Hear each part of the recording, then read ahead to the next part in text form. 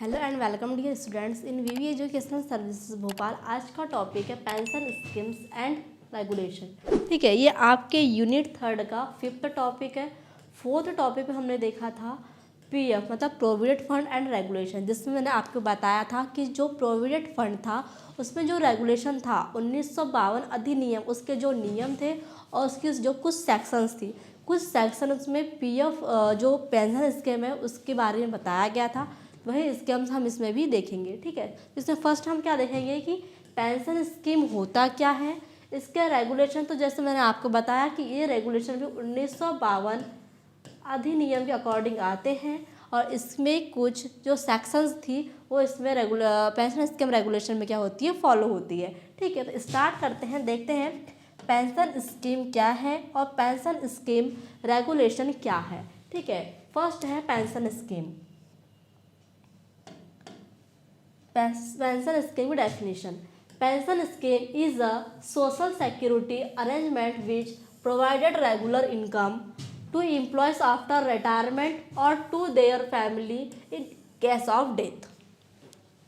ठीक है, इसमें कहा गया है कि पेंशन योजना एक क्या है, सामाजिक सुरक्षा व्यवस्था है। मतलब एक सुरक्षा व्यवस्था है, जैसे अगर आपका रिटायरमेंट हो जाता है किसी भी जॉब से, उसके बाद क्या मिलती है आपको, नियमित रूप से हर मंथ क्या मिलेगी, एक पेंशन मिलती है। जैसे वृद्धा पेंशन मिलती है, ठीक है, वैसे ही क्या मिलता है आपको जॉब के बाद एक सिक्योरिटी के रूप में हर मंथ पेंशन के रूप में कुछ पैसा दिया जाता है, ताकि उससे आपकी आर्थिक स्थिति बनी रहे। तो क्या है, पेंशन स्कीम योजना एक सामाजिक सुरक्षा व्यवस्था है, मतलब सोशल सिक्योरिटी अरेंजमेंट है, जो कर्मचारी को मतलब एम्प्लॉय को सेवानिवृत्त मतलब रिटायरमेंट के बाद नियमित आय प्रदान करती है, या मृत्यु होने पर अगर उस एम्प्लॉय की मृत्यु हो जाती है तो क्या होगा, उसके परिवार को वित्तीय सहायता दी जाती है। अगर कोई व्यक्ति है जो क्या कर रहा था, जो जॉब कर रहा था, उसका रिटायरमेंट हो जाता है, रिटायरमेंट होने जाने के बाद पेंशन स्कीम के अकॉर्डिंग उसे हर मंथ कुछ रुपयों की क्या किया जाती है, फाइनेंशियल सिक्योरिटी दी जाती है, वित्तीय सहायता की जाती है। अगर उसकी मृत्यु हो जाती है तो वह क्या किया जाता है, उसके फैमिली को वो वित्तीय सहायता प्रदान की जाती है। जैसे कि एग्जाम्पल, कर्मचारी रिटायर होने के बाद हर महीने क्या करता है, पेंशन प्राप्त करता है। जैसे कि एक एज लिमिट होती है, जैसे 60 साल, उसके बाद क्या होगा, 60 साल के बाद वह एम्प्लॉय रिटायरमेंट हो जाएगा और रिटायरमेंट होने के बाद क्या मिलेगा, उसको हर मंथली एक वित्तीय सहायता के रूप में पेंशन दी जाती है। ठीक है, तो ये होती है पेंशन स्कीम। देखो, जो पीएफ था उसमें क्या हो रहा था, कर्मचारी और नियोक्ता के द्वारा उसके इनकम में से कुछ सिक्योरिटी या कुछ पैसे को जमा किया जा रहा था, जो रिटायरमेंट के बाद उसे मिलता है। इसमें ऐसा कुछ नहीं है। इसमें क्या होता है, आप जॉब में परमानेंट हैं, आपका क्या होगा, एक एज के बाद आपका रिटायरमेंट होगा, उसके बाद एक फाइनेंशियल सिक्योरिटी के रूप में आपको हर मंथ कुछ राशि दी जाती है। ये होती है पेंशन स्कीम। अब देखेंगे पेंशन स्कीम रेगुलेशन क्या है। तो pension scheme regulation are the rules and provision that governor membership, contribution, eligibility, payment and administration of the pension plan। तो पेंशन योजना क्या है, देखो पेंशन योजना तो मैंने आपको बता दी। अब पेंशन योजना क्या है, रेगुलेशन है, मतलब पेंशन स्कीम रेगुलेशन है। तो पेंशन स्कीम रेगुलेशन क्या है, पेंशन स्कीम रेगुलेशन एक योजना है, या फिर बोल सकते हैं योजना के वे नियम या प्रावधान है, मतलब वो रूल्स और गाइडलाइंस, ठीक है, जो क्या कर रही है, पेंशन स्कीम को कंट्रोल करने के लिए, उसकी अथॉरिटीज़ देने के लिए बनाई गई है। तो क्या होगा, पेंशन योजना या पेंशन स्कीम जो रेगुलेशन होते हैं, पेंशन योजना के नियम, पेंशन स्कीम रेगुलेशन बोल सकते हैं, या फिर बोल सकते हैं पेंशन योजना के नियम, वे प्रावधान होते हैं या वे रूल्स होते हैं जो योजना में सदस्यता, योगदान, पात्रता, भुगतान और प्रबंधन को क्या करते हैं, नियंत्रित करते हैं। मतलब ये चीज़ें कैसी, जैसे कि सदस्यता, ठीक है, योगदान, क्योंकि वो योगदान कितना है, पात्रता उनकी कितनी है, उनको भुगतान कैसे करना है, उनका प्रबंधन क्या है। मतलब ये चीज़ें क्या क्या होती है कि उसने कितने साल नौकरी करनी होगी, कितनी राशि जमा होगी, पेंशन अब कब कैसे मिलेगी, मतलब इतनी सारी चीज़ों के जो प्रावधान बनते हैं वो सारे किस में आते हैं, वो सारे आते हैं पेंशन योजना या पेंशन स्कीम रेगुलेशन में। ठीक है, तो क्या हुआ, पेंशन स्कीम रेगुलेशन वे प्रावधान होते हैं जिसमें बताया जाता है कि जो एम्प्लॉय रिटायरमेंट हो रहा है, जो एम्प्लॉय उस जॉब से निरस्त हो रहा है, सेवानिवृत्त हो रहा है, उसकी सदस्यता कितनी है, योगदान कितना है, पात्रता कितनी है, भुगतान कितना होगा। मतलब उसने कितने साल नौकरी की, या उसको पेंशन पाने के लिए कितने साल नौकरी करनी पड़ेगी, कितनी राशि जमा होगी, पेंशन कब और कैसे मिलेगी, इन सारी चीज़ों के जो नियम होते हैं, जो रेगुलेशन होते हैं, वो सारे किस में आते हैं, पेंशन स्कीम रेगुलेशन में आते हैं। ठीक है, अब हम इसके देखते हैं कुछ रेगुलेशंस जो हमने पीएफ में पढ़ चुका है, पीएफ रेगुलेशन में पढ़ चुके हैं, बट आपको मैं यहाँ शॉर्ट में बता रही हूँ।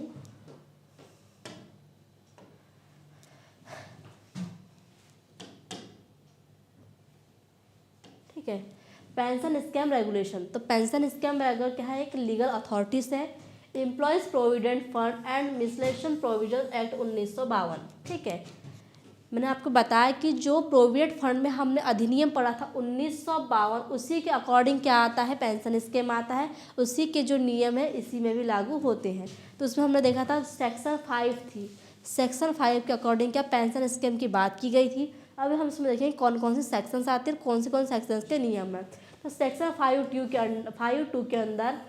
के अंडर सरकार एम्प्लॉय पेंशन स्कीम ईपीएस बनाती है।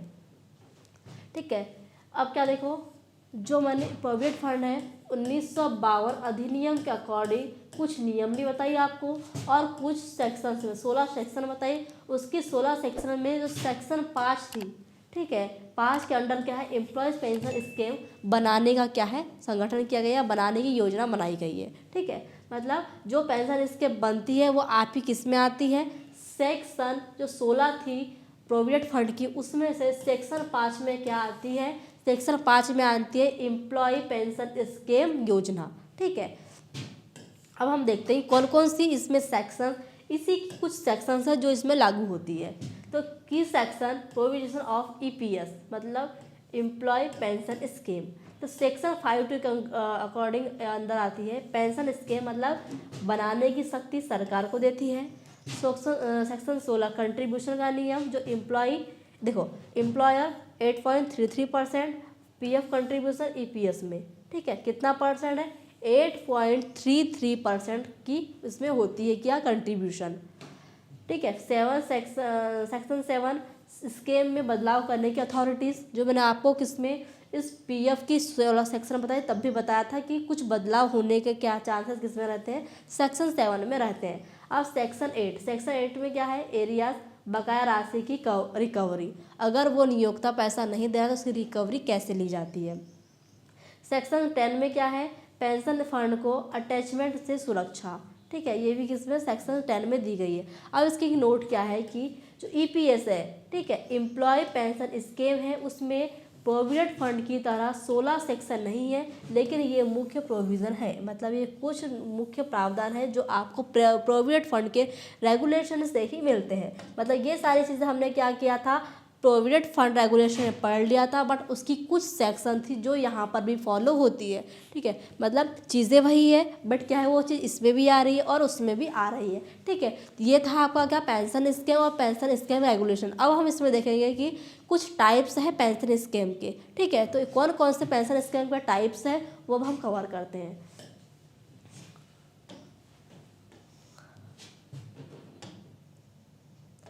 ठीक है, टाइप्स ऑफ पेंशन प्लान या पेंशन स्कीम भी बोल सकते हैं कि पेंशन प्लान या पेंशन स्कीम से उसे कौन कौन से टाइप्स होते हैं, जिसमें फर्स्ट है डिफाइंड कंट्रीब्यूशन पेंशन प्लान, जिसे डीसीपी कहा जाता है।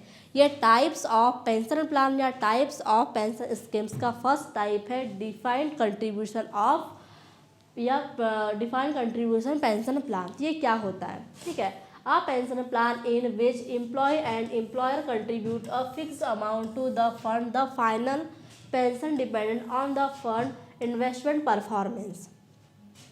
ये एक ऐसी पेंशन योजना जिसमें कर्मचारी और नियोक्ता निश्चित राशि जमा करते हैं, अंतिम पेंशन फंड के प्रदर्शन पर निर्भर करती है। ठीक है, जो इसका फर्स्ट टाइप है, इसका फर्स्ट टाइप क्या है, डिफाइंड कंट्रीब्यूशन। कंट्रीब्यूशन मतलब मिलाना। ठीक है, मतलब जो नियोक्ता है और जो कर्मचारी दोनों के पास का कुछ परसेंट, जो हमने बताया था 8.33% कि इसमें क्या आता है, उसका कंट्रीब्यूशन होता है। ठीक है, 8.33%। ठीक है, इसमें बताया गया है कि इस टॉपिक में आपको या इस टाइप में आपको कि ये एक ऐसी पेंशन योजना है जिसमें कर्मचारी, ठीक है, मतलब एम्प्लॉय और नियोक्ता, मतलब जो उसको नियुक्त करता है वो नियोक्ता निश्चित राशि जमा करते हैं। जैसे मैंने आपको बताया कुछ परसेंट किसका रहता है, कर्मचारी का रहता है, कुछ परसेंट नियोक्ता का रहता है। अंतिम पेंशन फंड के प्रदर्शन पर निर्भर करती है, मतलब उसका जो नेक्स्ट या फिर जो पहले के जो कर्मचारी थे उनकी जो भी पेंशन फंड थी उसी के अकॉर्डिंग क्या होती है, ये भी इसी पर फॉलो होती है। इसका जो परफॉर्मेंस रहता है उसी पर क्या होता है, डिपेंड रहता है। ठीक है, जो फर्स्ट टाइप था पेंशन प्लान का। अब सेकंड टाइप है इसका डिफाइंड बेनिफिट पेंशंस। ठीक है, पहले था डीसीपी, अब है डिफाइंड बेनिफिट पेंशन मतलब डीबीपी। अब डीबीपी क्या होता है, a pension plan where the pension amount is a predetermined usually based off final salary and years of service. एक ऐसी योजना जिसमें पेंशन की राशि पहले से तय होती है, अक्सर अंतिम वेतन और सेवा वर्षों पर आधारित। इसमें क्या कहा गया है कि जो आपका सेकंड वाला पेंशन प्लान है डिफाइंड बेनिफिट पेंशन प्लान, इसमें कहा गया है कि जो भी एम्प्लॉय होता है, ठीक है, एक ऐसी योजना जिसमें पेंशन की राशि मतलब पेंशन की जितनी भी राशि है पहले से तय की जाती है, मतलब कितनी पेंशन राशि उसे देना है सबसे पहले तय की जाएगी, अक्सर अंतिम वेतन और सेवा वर्षों पर आधारित, मतलब उसने कितने साल उस कंपनी को दिए हैं उस पर डिपेंड करती है उसका पेंशन, और उसके अंतिम वेतन कितनी थी मतलब उसकी सैलरी क्या थी और उसने कितने वर्ष उस कंपनी को दिए। इन दोनों चीज़ों के आधार पर क्या किया जाता है, उसकी पेंशन की राशि को तय किया जाता है। ठीक है, इसमें बताया गया है डिफाइंड बेनिफिट पेंशन प्लान में कहा गया है। एग्जाम्पल देखिए, जैसे कि समुदाय में जितने साल काम किया और अंतिम वेतन कितना था उसी हिसाब से क्या होगी उसको पेंशन मिलेगी। ये इसका क्या था, सेकंड प्लान था, पेंशन प्लान का सेकंड टाइप था। अब थर्ड टाइप क्या है, पे एज यू गो सिस्टम। ठीक है, थर्ड टाइप है इसमें पे एज यू गो सिस्टम, जिसे PAYG के नाम से जाना जाता है। ये क्या है, current employees contribution are use to pay pension of exiting retirees. इस प्रणाली में वर्तमान कर्मचारी का योगदान वर्तमान पेंशनधारियों को भुगतान करने में उपयोग किया जाता है। इसमें क्या है, इसमें इस प्रणाली के अकॉर्डिंग या इस सिस्टम के अकॉर्डिंग बताया गया है कि इस सिस्टम में वर्तमान कर्मचारी मतलब जो अभी भी क्या प्रेजेंट में वर्क कर रहे हैं उन कर्मचारी का योगदान क्या होता है, वर्तमान पेंशनधारी मतलब जो अभी वर्तमान में पेंशन ले रहे हैं उस कंपनी से। ठीक है, मतलब जो अभी एम्प्लॉय वर्क कर रहे हैं करंट में वो, और जो वर्तमान में करंट में उस कंपनी से पेंशन ले रहे हैं वो, उनको भुगतान करने में उपयोग किया जाता है। ठीक है, मतलब इस सिस्टम का यूज़ कहाँ किया जाता है, इस सिस्टम का यूज़ जो अभी करंट में उस कंपनी से पेंशन ले रहे हैं और जो करंट में उस कंपनी में काम कर रहे हैं उन दोनों पर क्या करता है, उन दोनों की सैलरी उन दोनों की पेंशन में क्या किया जाता है, इस सिस्टम का यूज़ किया जाता है। मतलब देखो, जो पैसा आज जमा होगा, ठीक है, जो पैसा आज उनकी सैलरी से कट के वहाँ जमा होगा वही क्या ही जाएगा उसके रिटायरमेंट पे दिया जाता है। मतलब जो आज रिटायर हो रहा है उसको क्या मिलेगा, उसका जो पैसा जमा हो रहा है वो अभी उनको मिल जाएगा। जब उनकी चांस आएगी तब ऊपर के जो एम्प्लॉय उनका जो पैसा जम रहा है उसके रिटायरमेंट वो यूज़ होगा। मतलब चल चल के क्या हो रहा है, वही चीज़ें प्रोसेस बार बार वही चीज़ें अराउंड में होती जाएगी। फिर है फंडेड सिस्टम। फंडेड सिस्टम में क्या होता है, a pension plan where contribution are invested a fund to pay future pension. एक ऐसी योजना जिसमें योगदान राशि को भविष्य की पेंशन के लिए निवेश किया जाता है। अब इसमें क्या होगा, इस सिस्टम में क्या होता है, इस योजना में जिसमें योगदान राशि मतलब जो योगदान दिया जाता है मतलब जितना वो सिस्टम नियोक्ता और एम्प्लॉयज़ का जितना पैसा जमा हो रहा है जो योगदान राशि है को भविष्य की पेंशन के लिए निवेश किया जाता है। ठीक है, मतलब जितना योगदान हो रहा है जितना पैसा जमा हो रहा है उसको क्या किया जाता है, जो भविष्य में, ठीक है, फ्यूचर में जो पेंशन देना है उसके लिए क्या किया जाता है, इन्वेस्ट किया जाता है, ताकि क्या हो उसमें कुछ पैसा बढ़े और वहाँ पर क्या हो लाभ हो। ठीक है, तो मतलब जो पैसा अभी वहाँ पर जमा हो रहा है जो पैसा उनका कट रहा है उनको क्या किया जाता है, इन्वेस्ट किया जाता है और उसके बाद उसकी पेंशन में उसको मिलाकर उसे दिया जाता है। ठीक है, मतलब आज जो भी पैसा जमा हो रहा है वो क्या होगा, उसको इन्वेस्ट किया जाएगा और भविष्य में वो पेंशन देने के लिए फिर क्या होगा, काम में आएगा, क्योंकि पैसा फिर वो बढ़कर आएगा। फिर है पार्टिसिपेटिंग पेंशन प्लान। ठीक है, अब है नेक्स्ट पार्टिसिपेटिंग पेंशन प्लान। इसमें क्या होता है, a pension plan in which employee share in the profit और investment return of the fund. इस योजना में कर्मचारी फंड के, मतलब जो एम्प्लॉय होता है, ठीक है, एम्प्लॉय फंड के लाभ या निवेश पर मिलने वाले रिटर्न में हिस्सा हो लेते हैं। इसमें क्या होगा, जो कर्मचारी है वो क्या करते हैं, जो इन्वेस्टमेंट होती है, ठीक है, जो इन्वेस्ट किया जा रहा है, जैसे कि जो भी पैसा बच रहा है, जो भी योगदान में अभी है, ठीक, उसे क्या किया, इन्वेस्टमेंट किया गया ताकि उसमें क्या हो, प्रॉफिट हो।